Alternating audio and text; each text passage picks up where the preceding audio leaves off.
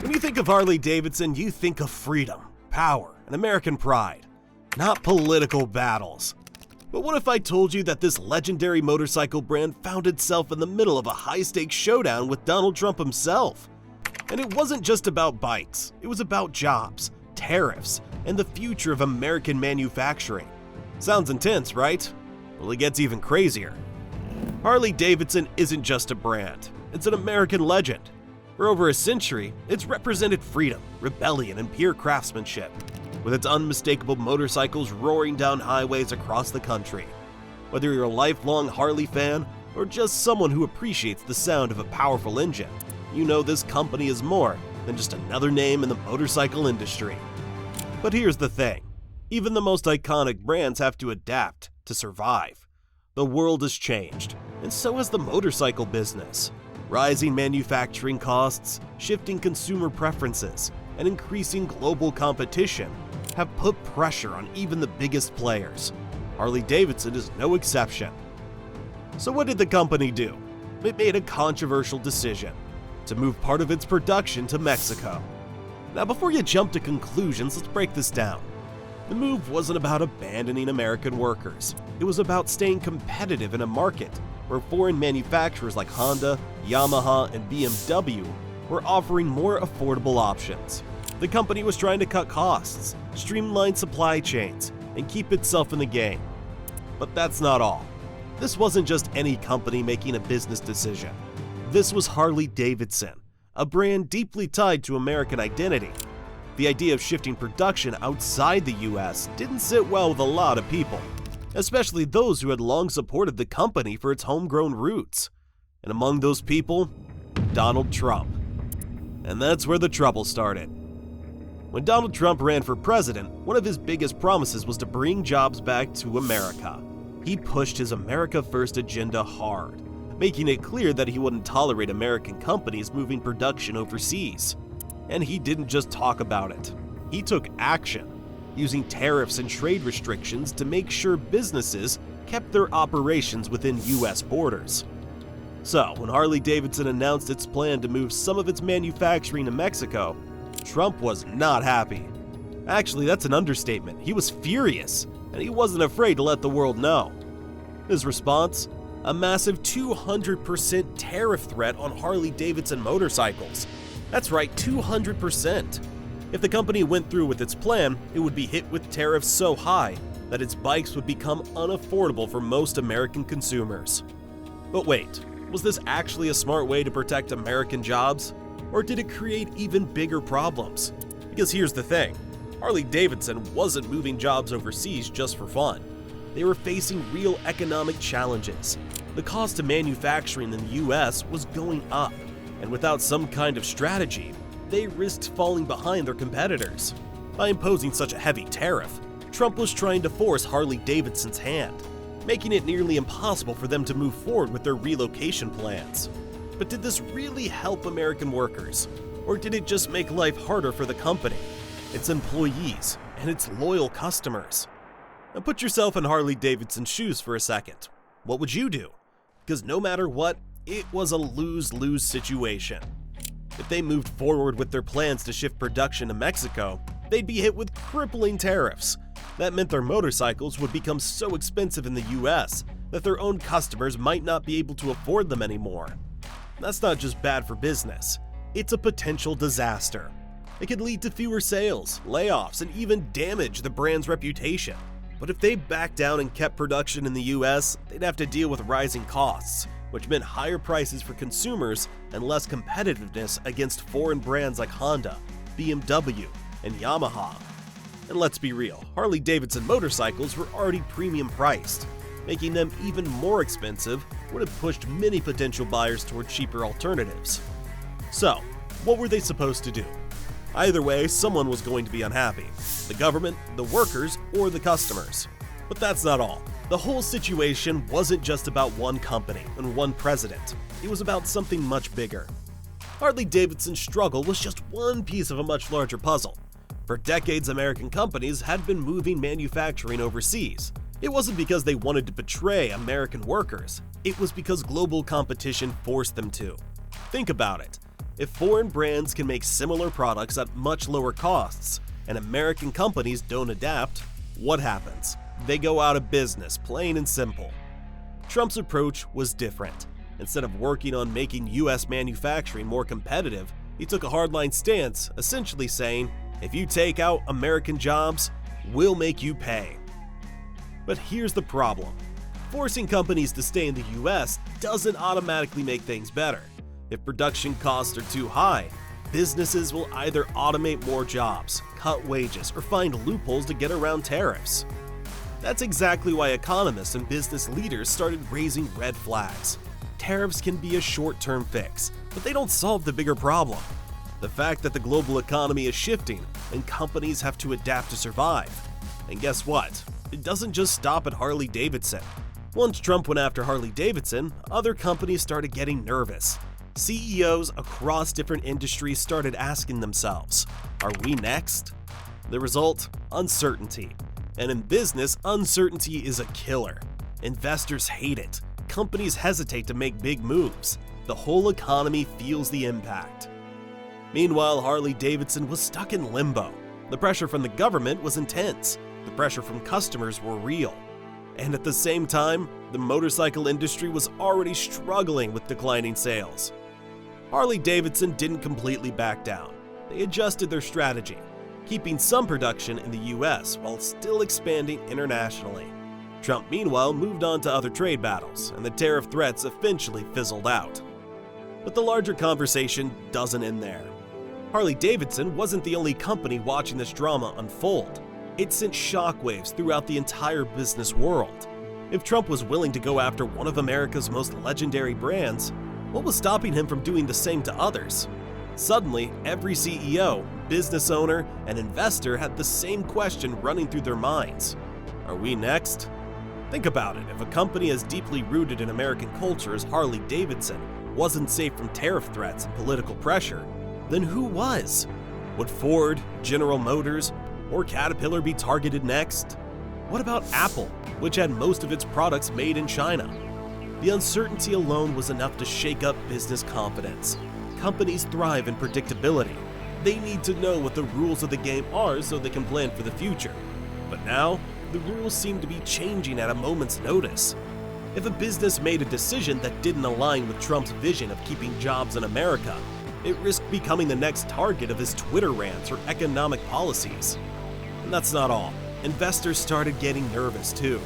When a company's future becomes uncertain, stock prices drop, expansion plans stall, and decision-making slows down. Some businesses hesitated to make big moves, worried they might be next in line for government intervention. For years, American companies have been expanding globally, setting up supply chains and manufacturing operations that spanned multiple countries.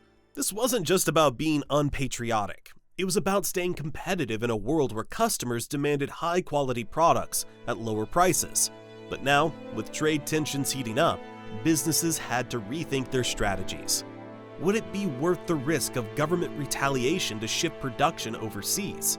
Would it be safer to play along and keep things in the US, even if it meant higher costs? These were the impossible questions CEOs were now facing. But wait, it doesn't stop there. This wasn't just about the big corporations.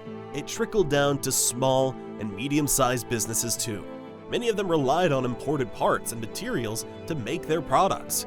If tariffs increased costs, what were they supposed to do? Raise prices? Cut jobs? Scale back operations? The uncertainty was crippling. Businesses didn't just have to worry about normal market risks anymore. They had to also navigate political risks, which were becoming just as unpredictable. And here's the thing. When businesses start feeling uncertain, the economy feels it too. Trump's goal was clear: keep jobs in America. But did it actually work? Well, here's the problem. Just because tariffs make it more expensive to manufacture overseas doesn't mean companies suddenly create more jobs in the US. That's not how business works. If costs go up, companies don't just absorb the extra expense. They find ways to cut costs elsewhere. And that's exactly what started happening. Some American companies, instead of bringing jobs back home, just found new ways to operate with fewer workers. In some cases, the tariffs hurt the very workers they were supposed to protect. Think about it. Let's say you run a business that builds motorcycles and suddenly imported steel costs more because of tariffs. What do? Hire more workers? No. You cut corners, raise prices, or delay expansion, all of which can end up leading to fewer jobs, not more. And that's not all. Many farmers and exporters found themselves caught in the crossfire of retaliatory tariffs from other countries. When the US slaps tariffs on foreign products, those countries fight back by doing the same to American goods. Suddenly, farmers in the Midwest who relied on exporting soybeans, corn, and pork were seeing plummeting demand. It wasn't just manufacturers feeling the heat, it was entire industries. So, did this big strategy actually protect American workers? Or did it make life harder for them? That's the big question. Because let's be real, the global economy doesn't operate in a vacuum. Tariffs don't just punish foreign manufacturers, they disrupt entire supply chains, affecting businesses, workers, and consumers alike. And that brings us to something even bigger. This wasn't just about Harley-Davidson. This wasn't even just about motorcycles. This was about a bigger fight: America versus globalization. For decades, American manufacturing jobs have been moving overseas, not because companies wanted to betray their workers, but because they had to in order to compete. Think about it. If other countries can make the same product for half the price, what's a business supposed to do? Keep making it in the US and risk going out of business, or adapt to the reality of the global market? Trump's strategy was simple: make it painful for companies to move jobs overseas. His message was clear: if you take jobs out of America, we'll make you pay. And here's the issue. Forcing companies to stay in the US doesn't solve the bigger problem. It only creates new ones. The cost of labor, materials, and regulations in the US is simply higher than in other countries. That's why manufacturing has been moving overseas in the first place. If the government forces companies to stay, but doesn't make it cheaper or easier to do business, they'll find other ways to cut costs, usually at the expense of workers. And let's not forget, American consumers love cheap prices. That's why companies like Walmart and Amazon thrive. But if tariffs raise the cost of goods, those savings disappear. And guess who pays the price? The customers. So what's the solution? That's the million-dollar question. Some believe the US should invest in making American manufacturing more competitive. Things like tax incentives, technology, and job training programs. Others think globalization is inevitable, and the best way forward is to adapt, not fight it. One thing's for sure though, the battle between economic nationalism and globalization is far from over. And as businesses, workers, and consumers navigate the uncertainty of trade wars, one thing is clear: Harley-Davidson was just the beginning. Now this is where things get really interesting, because here's something you might not have thought about. Harley-Davidson fans and Trump supporters, there's a huge overlap. Think about the image of a Harley rider, someone who values freedom, independence, and American-made products. The kind of person who loves the idea of a strong America, where businesses thrive and jobs stay within the country. Sounds familiar, right? That's because these same themes were core to Donald Trump's America First message. So when Trump went after Harley-Davidson, it wasn't just a political move.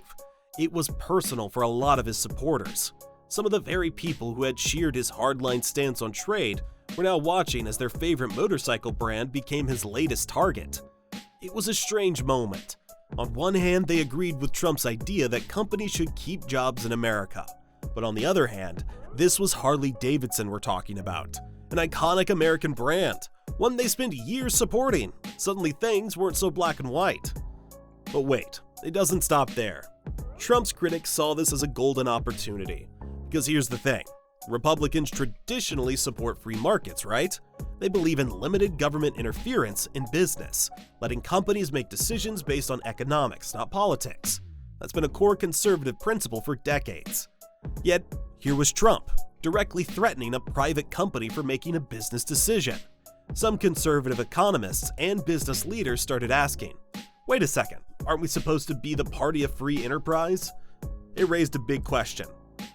Was Trump truly standing up for American workers, or was he abandoning conservative economic principles to pursue a personal vendetta?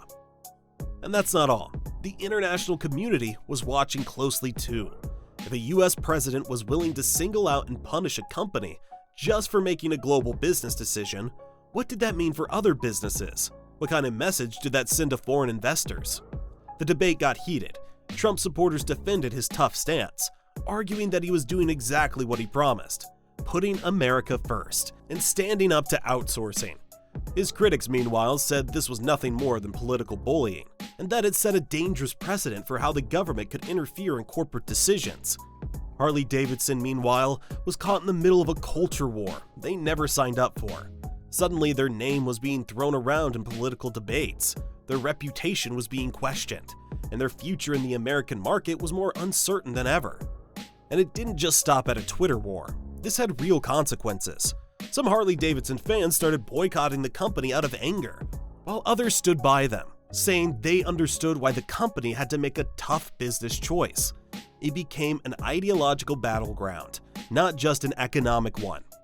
So, what did Harley-Davidson do? Did they give in? Did they change their plans? Or did they stand their ground? Let's find out. Here's the million-dollar question. Did Harley-Davidson cave under the pressure? Well, not exactly. Despite all the drama, Harley-Davidson didn't completely back down. They didn't pack up the Mexico plans and say, okay, well, we'll just take this financial hit and keep everything in the US. No, that didn't happen. Instead, they did what most companies do in their position. They stuck to their strategy, but tried to handle the backlash carefully. They knew that shifting production to Mexico made economic sense, even if it wasn't a popular move politically. But at the same time, they didn't want to completely alienate their loyal American customers. So they stayed quiet, avoided direct confrontation with Trump, and hoped the controversy would eventually die down. And you know what? It kinda did. Trump, known for jumping from one battle to the next, eventually moved on to other trade fights. He had bigger fish to fry: China, Europe, and the entire global trade war. The intense spotlight on Harley-Davidson faded as other economic issues took center stage. But wait, this doesn't mean everything went back to normal. The damage was done. Harley-Davidson took a hit, not just financially, but in terms of public perception. Some die-hard Trump supporters turned their backs on the company, seeing them as unpatriotic for even considering moving jobs abroad. Sales slowed, stock prices fluctuated, and the company had to do some serious damage control. But that's not all. This whole episode left a lasting impact on American businesses as a whole. Companies learned a valuable lesson. If you're a major American brand, every move you make, especially when it comes to outsourcing, is now a political minefield. It used to be that business decisions were based purely on economics, but after the Harley-Davidson clash, companies realized that politics and public perception could be just as important as profit margins. That means CEOs had to think twice before making any major announcements about moving productions overseas. It meant investors were more cautious about supporting companies that could become political targets. And most of all, it meant that the future of American manufacturing was more complicated than ever before. Because let's face it, globalization isn't going anywhere. Companies are always going to look for the best ways to cut costs, expand markets, and remain competitive. But at the same time, there's a growing pressure to keep jobs at home, even when it doesn't make financial sense. So, what's the right answer? Should businesses follow the market and do what's best for their bottom line, even if it means moving jobs overseas? Or should they prioritize keeping jobs in America, even if it makes them less competitive in the long run? There's no simple solution, but one thing's for sure: Harley-Davidson's battle with Trump was a turning point. It showed that companies can no longer separate business from politics. Every move, every decision, every global expansion plan, it's all under the microscope now. And that's a game changer for the future of American business. So, what are your thoughts on this? Let us know in the comment section down below.